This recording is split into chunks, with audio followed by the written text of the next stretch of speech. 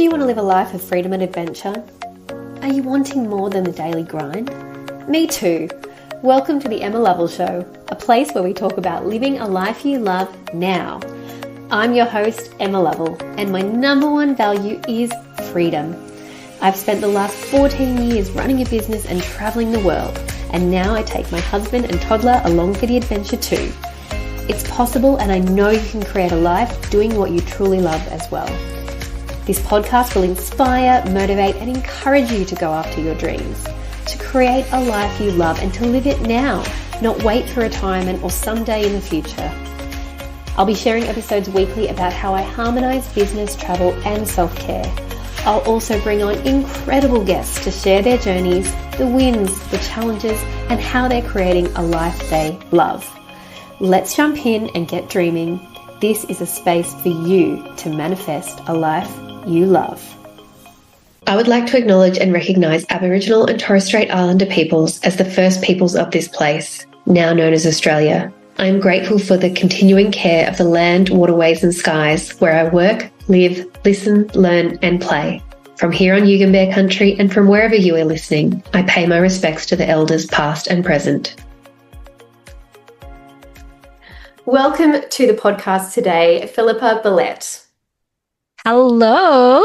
Thanks for having me, Emma. Now, I wanted to say your name, but I'm going to call you Philly because you've got this, if anyone is watching the video, we've got Chris and Philly. But tell us a little bit more about you in your words. Who are you? Oh, that's such a deep question. I mean, if I'm going to give you my business social elevator pitch, this is who I am. So I'm Filipa Bellette. I am a co-owner of Chris and Philly Functional Medicine, which is a holistic healing practice, and we're best known for ending body burnout in busy people with energy, mood, and gut issues. And my other co-founder is Chris, who is my lovely husband.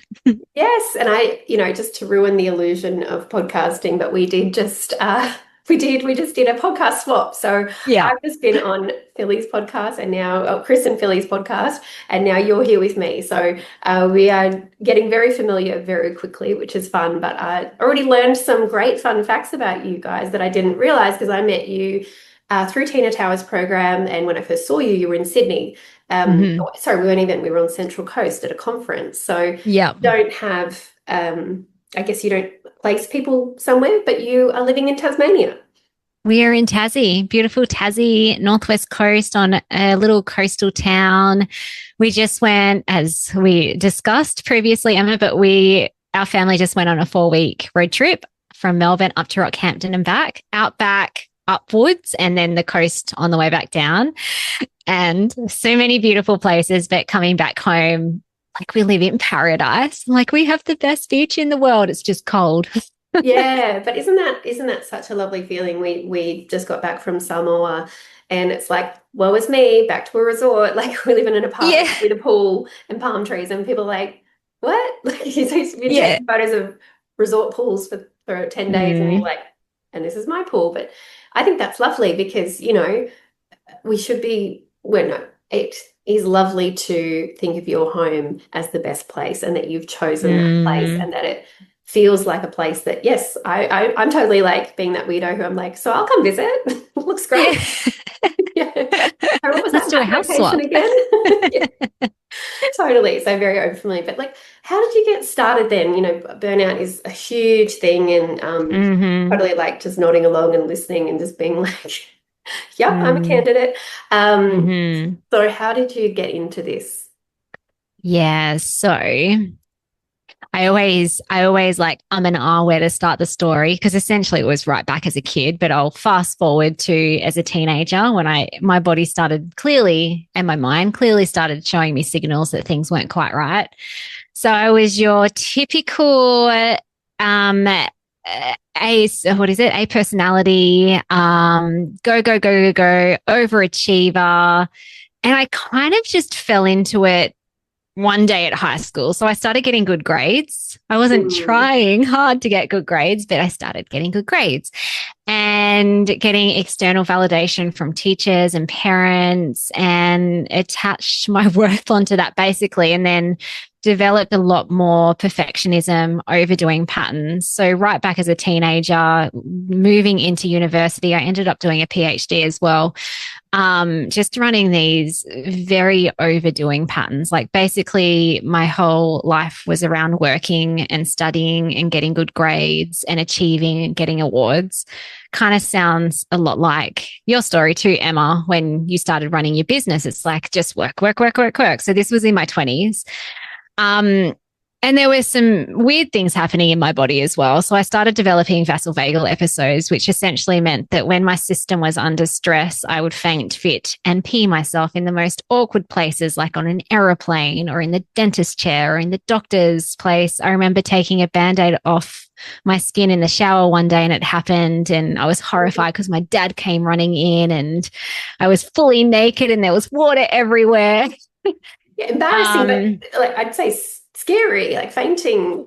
Well, it was scary. Yeah, it was scary because it would also take me out for a few days. Like I would just feel really spacey. And my mum was a nurse, so she took me to all the specialists, brain people, endocrinologist, regular GP, and they couldn't really find anything. One lady in the end just said, "Oh, it looks like you need to breathe and wiggle your fingers and your toes when you're experiencing stress so you don't faint," which actually did help.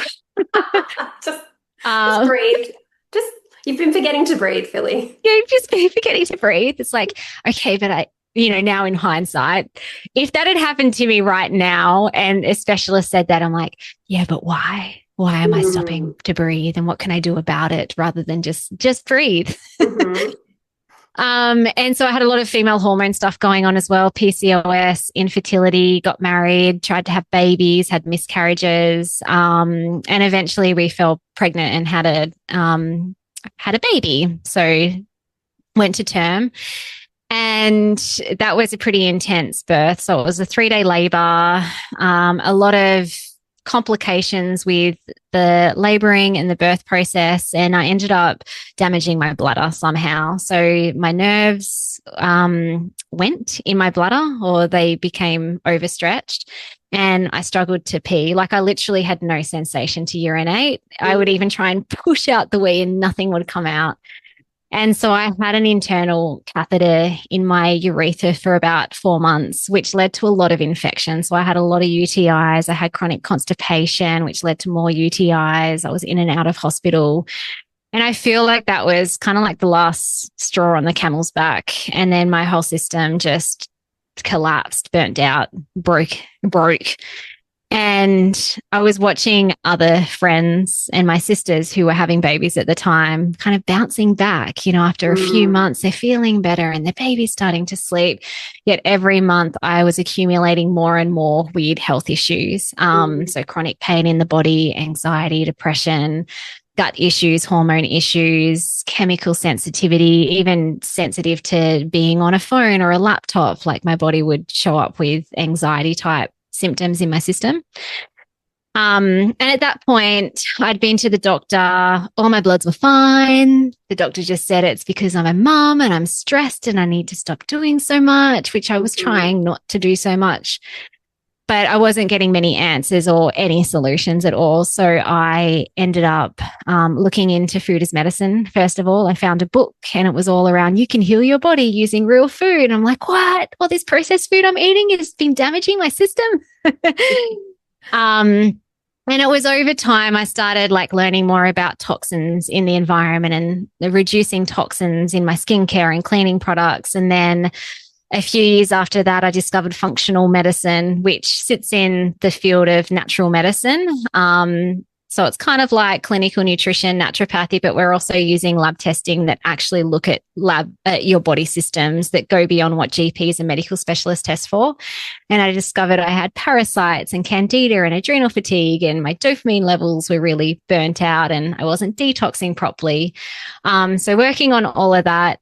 And this is probably over the space of about 5 or 6 years, and things were improving. In fact, I probably almost got to a point where I'm like, I feel like I'm back to normal. But in hindsight, looking back, I was still wrapping myself up in cotton wool. So it was kind of like I had to be really stringent with how much sleep I got, how much stress I had in my life, what I was eating. I developed orthorexia, which is an unhealthy obsession with eating healthy. And so my patterns that led to the dysregulation and burnout, those perfectionism, overdoing patterns, continued in my healing journey when I was using food and lifestyle and supplements to heal my body. And so it got me to a point in terms of healing, but it wasn't until 2020, COVID happened. That there was a lot of stress, as there was for a lot of people, a lot of things that were changing. My husband had a gym at the time that was shut down. I was just freaking out about money and finances. All my clients were canceling because like the world was going to end. And all my symptoms came raging back, including insomnia. And I hadn't really experienced insomnia in the past. And so Emma, you were talking before when we were interviewing you around sleep, like without sleep, it's like the foundation. It's so hard to care for yourself if you're not sleeping. And so this was happening night after night after night, literally not being able to fall asleep at all. And this time nothing helped budge the symptoms from a physical point of view. So I'm like, okay, this is really crappy, but I've healed myself before. I'll like tidy up my diet even more. I'll really work on my sleep hygiene. I'll do those tests again. I'll take some more supplements, but nothing changed at all. Yeah, I'll achieve and that's this. When I I will achieve this. And that's where I then realized that I needed to do deeper work at a metaphysical level. So I really started looking into what my patterns and my programming and why was I feeling like I could never relax? Why did I feel like I had to do everything at 110%? And it really came back to a deep, like at the root cause of it, it was around a deep dysfunctional belief I had about myself that I was weak and incapable, that my conscious mind had no idea about. It was very clever at hiding it from myself and from other people. But my whole way of being was driven from a place of fear and scarcity that at any point someone's going to figure out that I'm actually not as good as what they think I am. Yeah. And so, that was the last piece in my ending body burnout journey.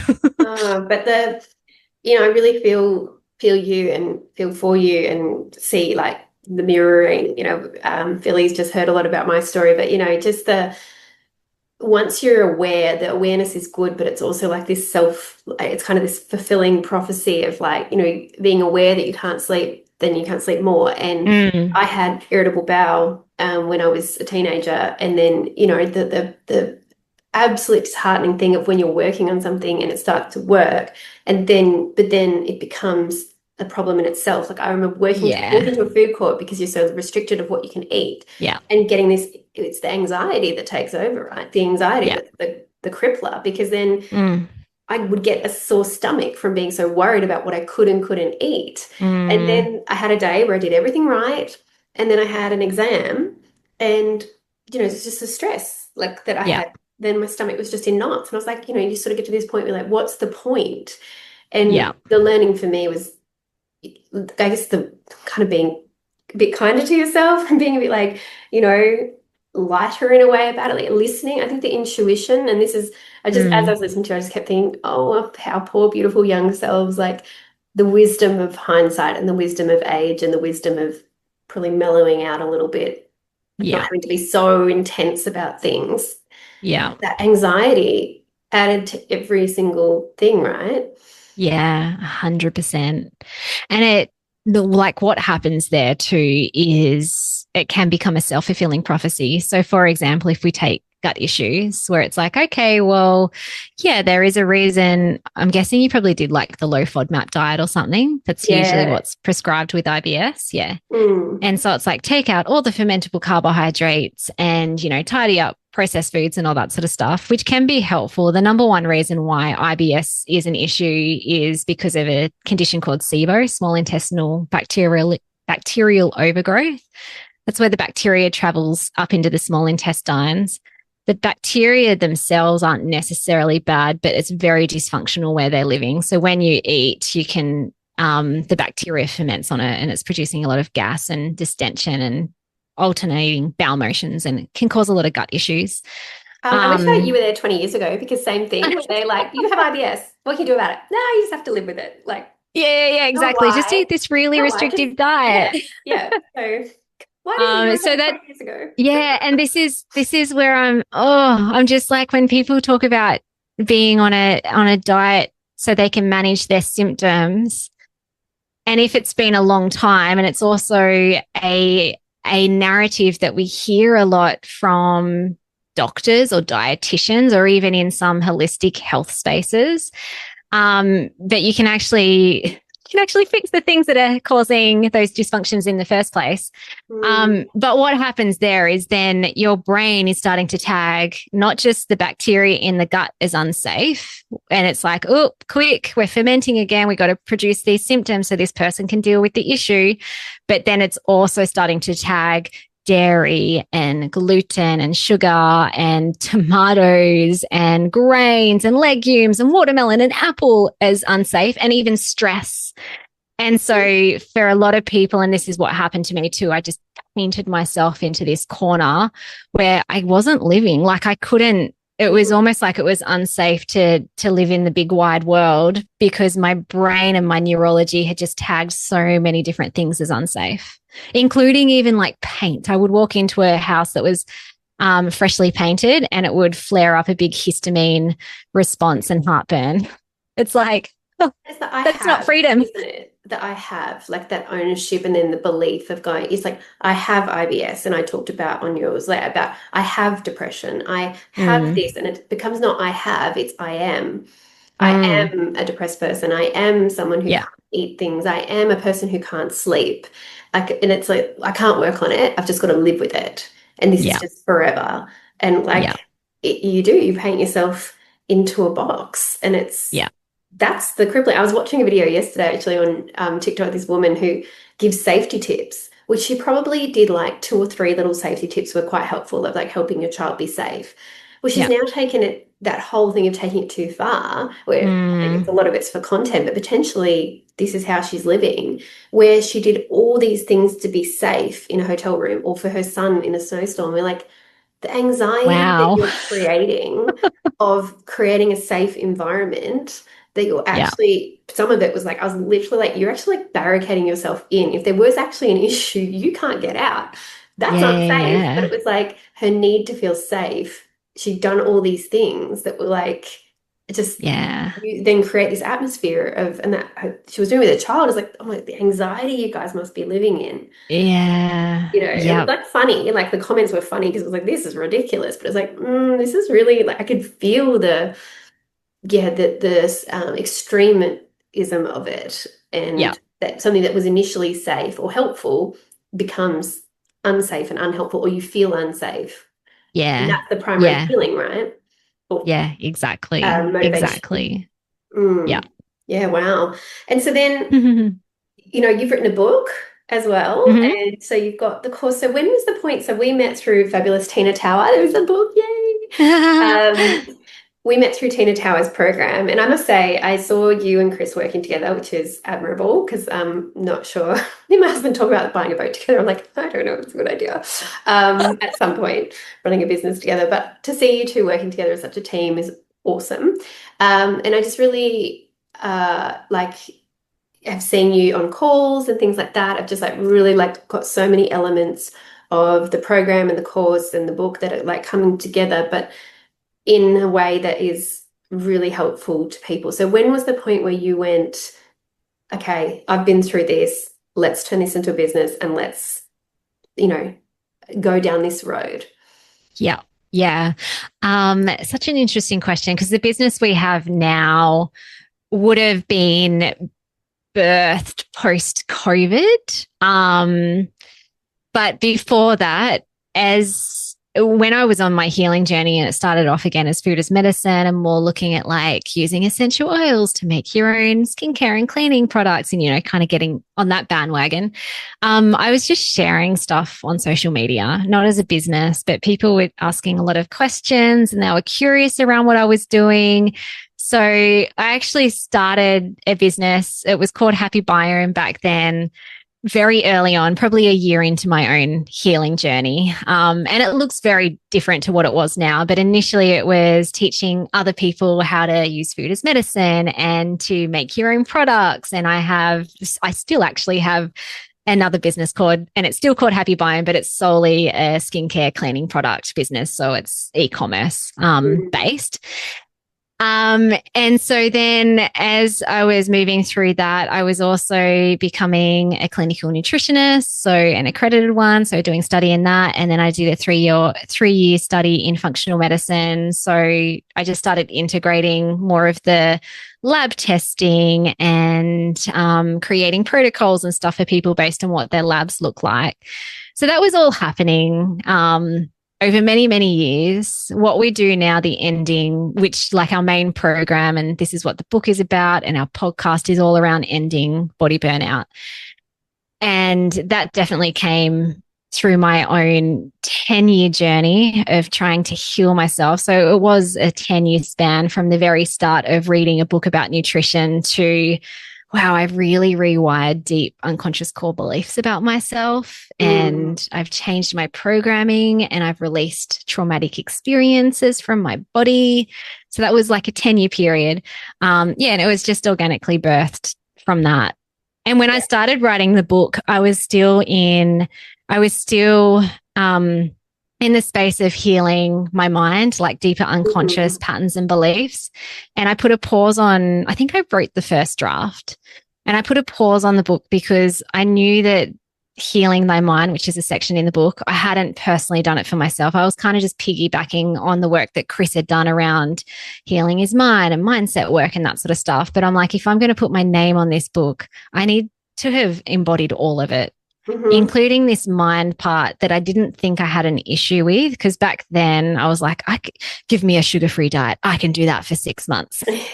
I thought only the people who can't do the things are people that need to heal their mind. But actually then, as we just chatted about, realized that the way that I was healing, I needed to actually start unraveling those patterns so I could show up in my health and my healing and in my life with more flow and freedom and trust and love, as opposed to running away from the tiger, running away from fear. That's a long-winded answer to your question, but it kind of like evolved over time as I evolved. Yeah. And you were experiencing it. I think that's for me where books come from, is when you've lived it and you've experienced it. And sometimes it does take a while to birth them. Even I've got a future book coming, and it's like, I thought it would probably be next year. It will be next year in the end, but I thought it'd be this year in terms of, I was like, book, because, but then I was like, oh no, I need to live through a few more things. But I think that something you've probably broken through, though, in terms of like your perfectionism and achieving and finishing, is that you can still be experiencing it and still living it. You don't have to have done it, like done, finished, complete. It's like, we have to keep practicing it. And I don't think you have to actively put a disclaimer, but the thing that can probably hold people back from ever teaching it or sharing it or putting it down is that they're like, I haven't nailed it.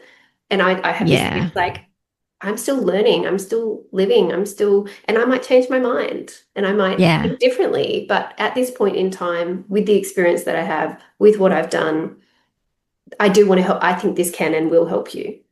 Yeah.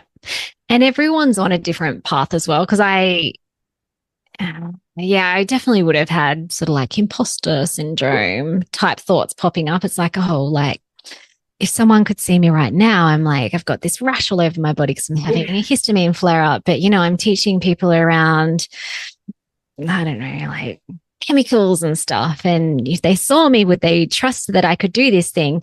But I never preached that I had got there yet. It was more that like the people that were attracted to the journey that I had achieved, I don't even want to use that word, the journey in which I had traveled, there were things that I could share that they didn't know.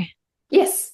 And you really need to be ahead of them. Like you need to be ahead of them, and you're still practicing it. And I think that I think the imposter syndrome, like the thing is like as well, just because you've done the thing, that doesn't go away. Like I still have times where I'm like, my book is like laughing at me almost. Like I've created a rod for my back because I'm like, I'm not doing pleasure right. Like I'm pleasuring all wrong, or like, look at that girl in the sparkly suit. And my friends are like, yeah, but you also say in your book that it's not all sunshine and roses. And I'm like, don't preach my words back to me. But it's like it's almost mocking you when the days where it is not right. But then, you didn't promise to like have you're working on it or working through it. Like, I think even it's ending, it's not ended, like we're ending. So Yeah. it's ongoing and evolving. And just to give anyone out there like that grace, and also to like take anyone like us off a pedestal, even if we have to take ourselves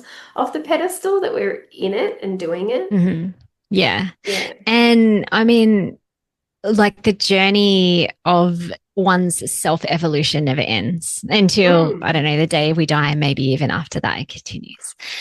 And so, and I think about new levels of growth. So ending body burnout, the ending was really important because I just got fed up in the health industry with well-meaning people giving a lot of band-aid approaches. And I was doing it back when I didn't know what I now know as well. It's just like, if you eat this restrictive diet, it's going to fix everything. Oh, no, it won't. Oh, okay. Maybe you need to take some supplements as well. That's going to do everything. Oh, no, it didn't. Oh, okay. Maybe just stop doing so much. Oh, crikeys. But people don't even know how to do that. Yeah. And so the ending is like really about getting to the root of dysfunctional patterns that are leading to you burning yourself out in the first place. And that's entirely solvable. And we're also continually growing. If we're not growing, we're dying. So with each new level of growth, all of a sudden your system, yourself, you're experiencing something that you've never experienced. And so then that can send off little alarm signals again, where it's just like, oop, is this safe? Can we do this? I don't know, like we're starting a business, or we've just had a child, or our child is now leaving the nest. Different scenario. And so then the ending then also becomes this, it actually then just becomes a beautiful relationship with self, that you know how to communicate, the signals that your system is sending you when you don't feel safe, and you know the framework in which you need to move towards or to implement or embody in order to switch the safety signals off.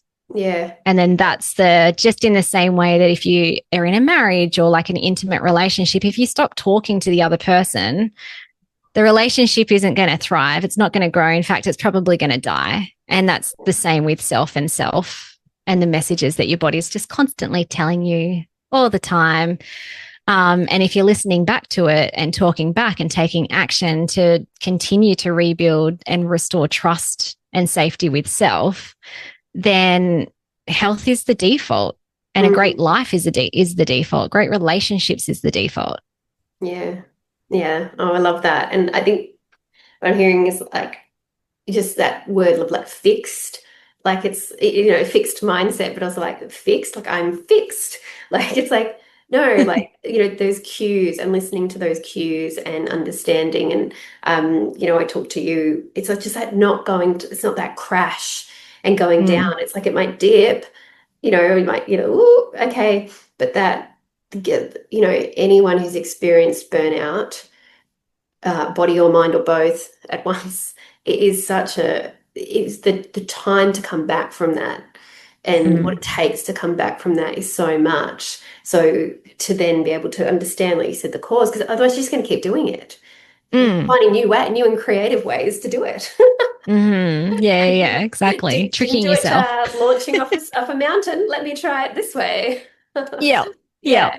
So, that's, yeah. And how do you feel about the word burnout as well? Because like, I think we didn't know it, and now we hear it a lot. How do you find, like, in someone who works in it a lot, you must hear it used a lot? It is used a lot. We coined the term body burnout because it's that one step further to say your corporate burnout or your business burnout, or it's just like, a few months of like working too hard in this project. If you go away on a holiday or, you get a few good nights sleep and you bounce back, it's like, yeah, that was probably like, a bit of burnout. but not at a cellular level. So body burnout, the way that we use it is your body systems. So like your adrenals, your neurotransmitters, your gut, your detox pathways, your mitochondria, that's all around converting food into energy. Your sex hormones, they have literally burnt out. So there's been a lot of chronic stress coming from many places. And over time, those body systems have burnt out, and they don't tend to just bounce back after a holiday for 2 weeks. It's kind of like you come back home and it's just like, I'm still exhausted. I'm still anxious. My gut is still screaming at me. My body's still in pain. So we're using it a bit differently, but still in the scope of chronic stress, not enough rest, lost rapport with yourself, stopped communicating with self. That then leads to the body burnout. And I've heard, we heard chronic fatigue or adrenal fatigue. Is that the burnout, or is that still on the way down, or are we kind of there? Yeah. So there's three main symptoms that we see in our clinic with body burnout: energy, mood, and gut or inflammatory issues. So the energy, and it's always a spectrum too. So we have some clients that might be in earlier stages of body burnout. So that would look like, their energy is dropping, but they're still able to go to work or run their business or look after the kids. They might not be diagnosed with depression or anxiety, but they're definitely noticing that they're not responding to stresses like they used to. They're a bit more snippy, a bit more irritable, can't relax. And usually they're getting some sort of inflammatory symptom as well. So whether that's IBS, or like some back pain or some hormone issues. So that would be earlier body burnout, which still requires some deeper TLC if it's a chronic issue. And then we also have clients further on the spectrum where it's like deep in the depths of body burnout, where it is now chronic fatigue, where they can't work anymore, where they need to can't get out of bed, washing their hair. It requires so much energy that they need to have a nap for 2 hours. They're often diagnosed or close to with anxiety, depression, and there's usually a lot more physical symptoms happening in their body as well. Yeah. And the recovery time from those things, like to get to that point, to come to restore, is just so much. Often takes a lot longer. I feel like I'll be like, okay, I might just come into the clinic or come into the virtual clinic. I've had a fun one, and there's the awareness too, because I think sometimes people don't have the awareness, or that's just a little thing. That's just a little thing. But I've had this fun one where I've been getting I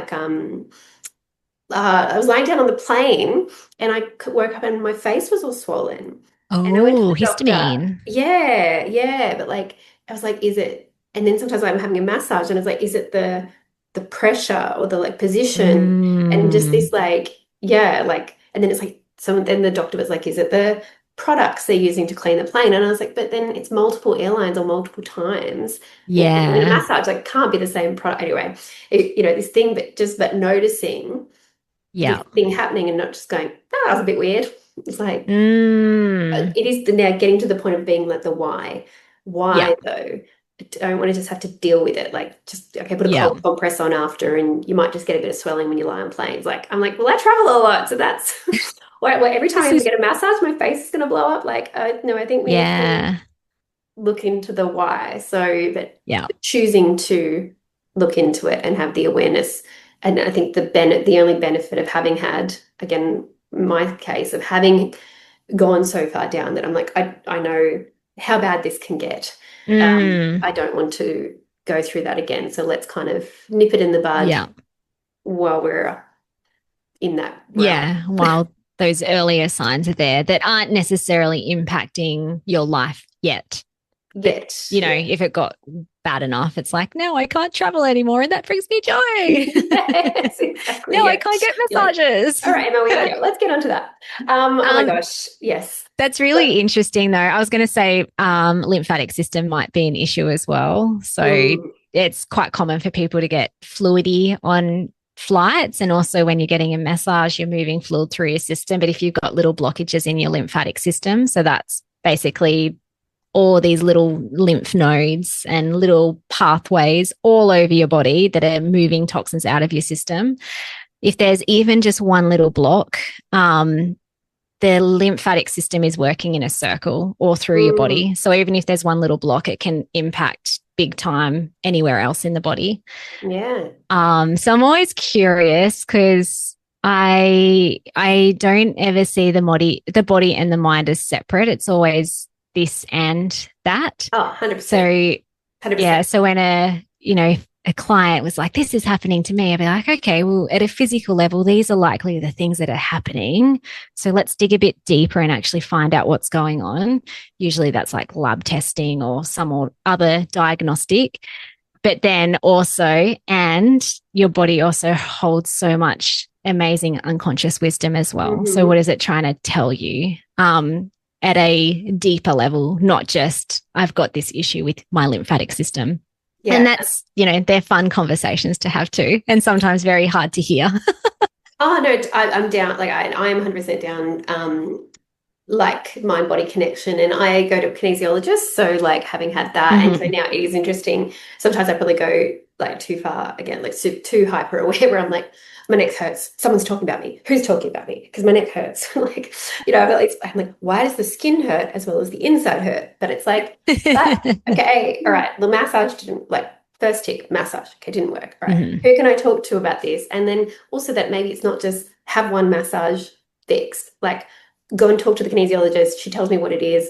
Done. It's like, you have to do the practice to work through it. And then one day you're just like, oh, my neck doesn't hurt. Oh, that was weird. Yeah. All the time having this sore neck, and now, like it's gone. Okay, that's fun. But yeah, the mind and body, and such a holistic. I'm hearing that from you, like such a holistic approach, and that you have done, kind of gone the extremes. And it's like, oh, okay, maybe we look at the whole picture, and what a beautiful experience for your clients to get that wealth of experience that you have, and to bring Chris in as well for what he's been through to get that holistic view. It's very helpful. Yeah. And so tell me, obviously we're here on this, we talk here about pleasure life. So you're running the business. You said you did your wonderful road trip and learned some lessons, and we'll have to do some cross-linking, because we got to talk a little bit more about that when I was on your show. But what does living a life you love look like now? Am I doing like a rundown of morning to nighttime? However you interpret it. Yeah. What is it? What does living a life you love look like in this season for you? Yeah. I think the most important thing, first of all, to set the foundation is I trust myself. So, any time, and this kind of goes back to what we were talking about with my journey, but if I have broken trust with myself, or I'm out of alignment, physically, in reality, what my life looks like may not change, but it will feel different. So that foundation is first and foremost the most important to me, is if my body or my mind is sending signals that I need to have a conversation with self. And that is a daily practice. Like, that is me having a conversation. These days, it's a lot more organic. It's not like I need to go and do a meditation to connect with myself, or I need to take myself on a isolated walk. It's kind of like done while I'm driving the car, cooking dinner, just this organic relationship with self. And then from there, it blossoms into everything. So, like, I love my business when I'm in alignment with self. When I have deep trust and safety with myself, I show up as a pretty awesome coach. With confidence, and I'm not afraid to pull on people's blind spots, and help them see the truth that they're hiding from. With that energy that shows up in my business, also in marketing, and how we're working together as a team. And then it also shows up in relationships too. So when I'm in alignment with myself, and there's trust and love with myself, that will show up in our marriage, and we're a lot more connected, Chris and I, and in our business, because we're business partners. It will show up as better parenting. By better, it's more my kids are always going to be growing and evolving. And sometimes they go through stages where they're rotten, but their behavior isn't a reflection of me. So it allows me to show up with it in a clean space with myself and parent the way that I want to in that moment, in that season, without guilt or fear or judgment. But also bucket loads of self-care. Like, I love taking myself for a beach walk. We live on a coastal town, and that's also really important as well. We live in the most beautiful place, I think, on the planet, one of the top 10s. Going on hikes with my family, eating good, healthy, fresh food that just tastes amazing and looks amazing, but is also good for my body. And I do love adventure and variety as well. And that's something I've been leaning more into, I would say, in the last couple of years, in terms of having more play and spontaneity.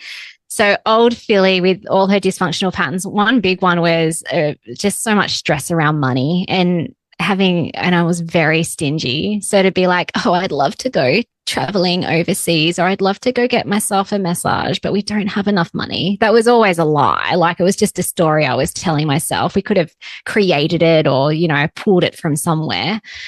And so, yeah, I would say the last couple of years really expanding into more play, fun, adventure, spontaneity.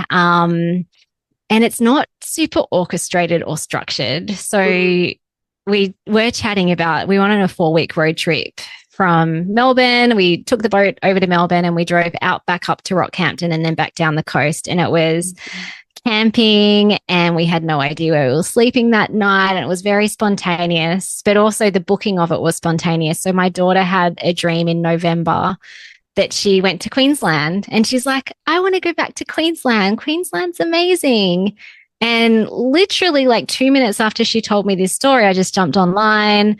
I looked to see if the Spirit of Tasmania still had passage like tickets, because it was during the busy season of Christmas and New Year's, and they did. And so I booked it.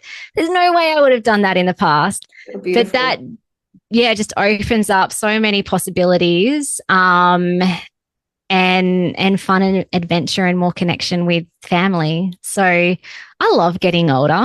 Like, I'm in my 40s now. I'm still kind of young, I would say, but I just think the more, like, every year just keeps getting better and better. And it's less around like what I have, and it's more around how I'm being. And feeling. You said And feeling. Yeah, you said feeling.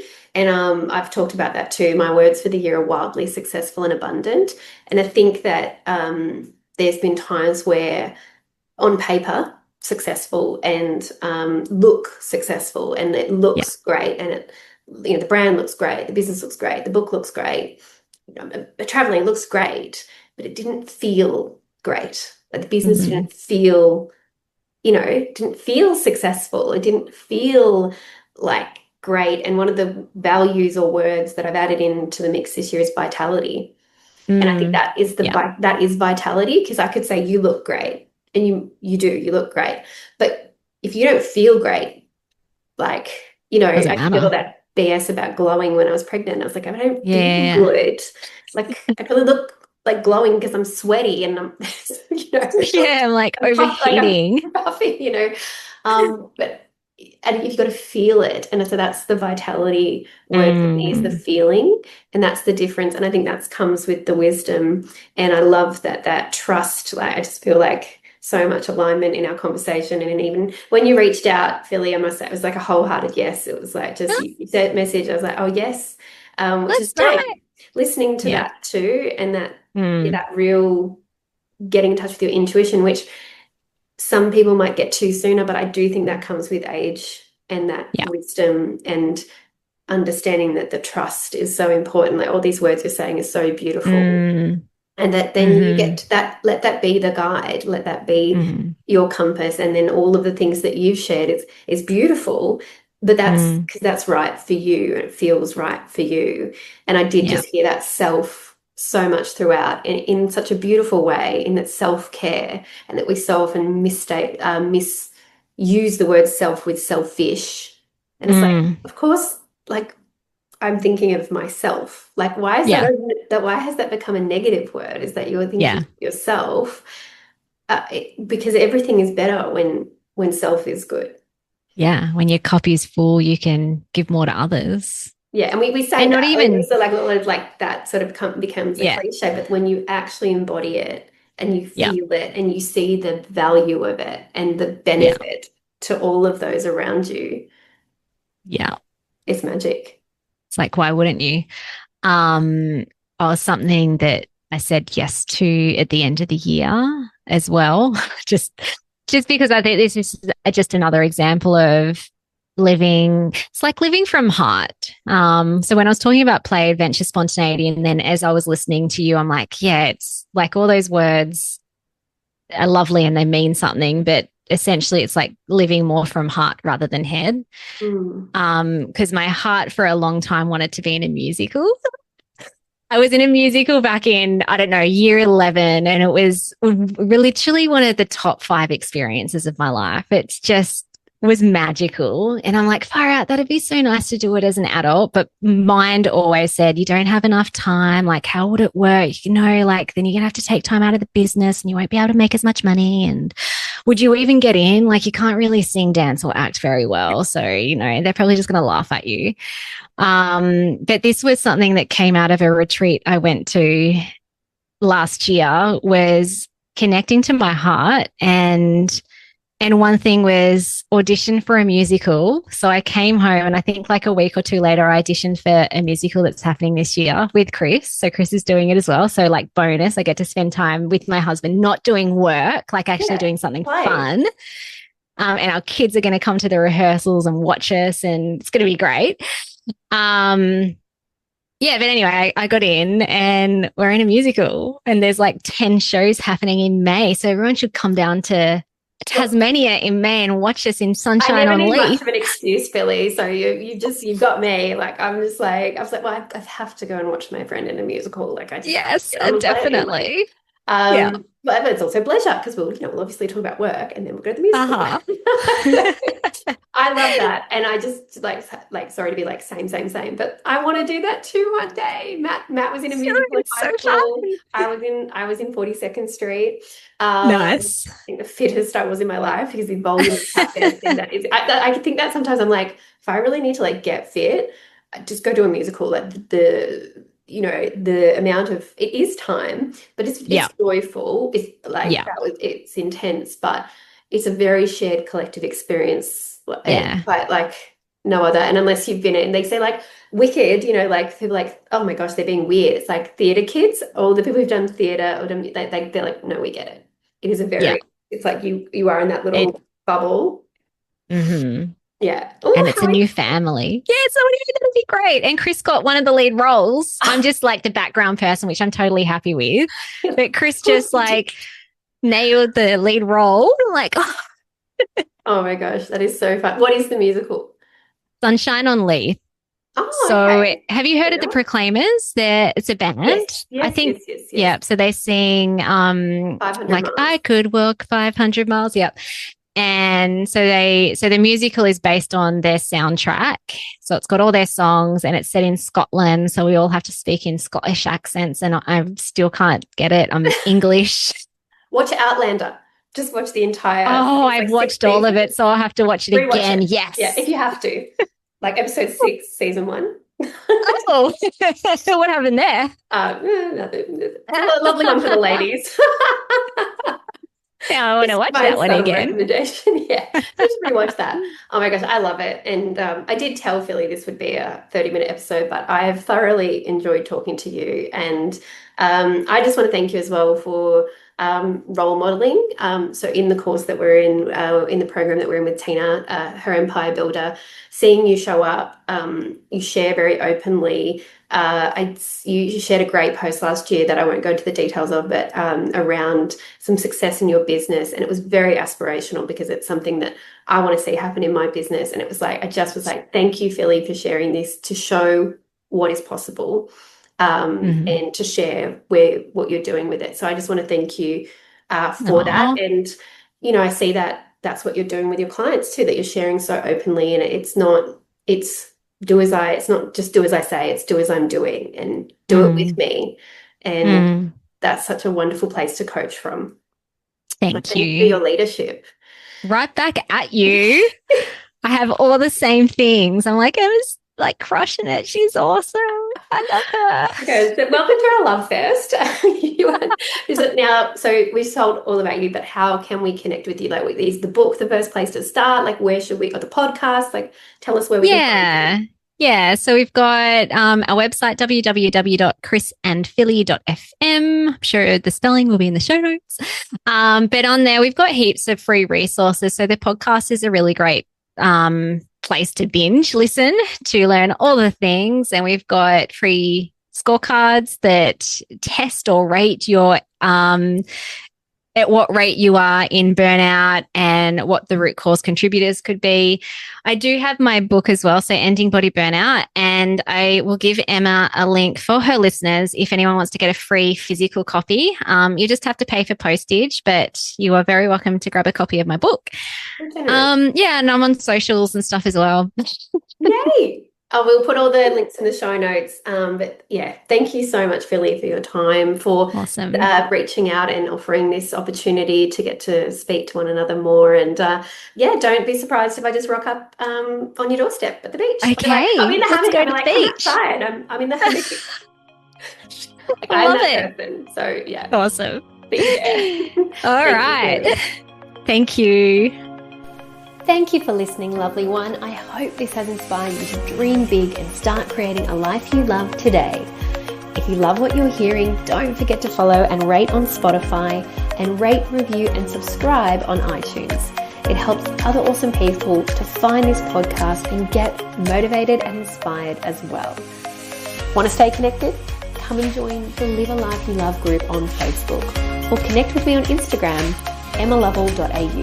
The same as my website, but all the details are in the show notes, lovely.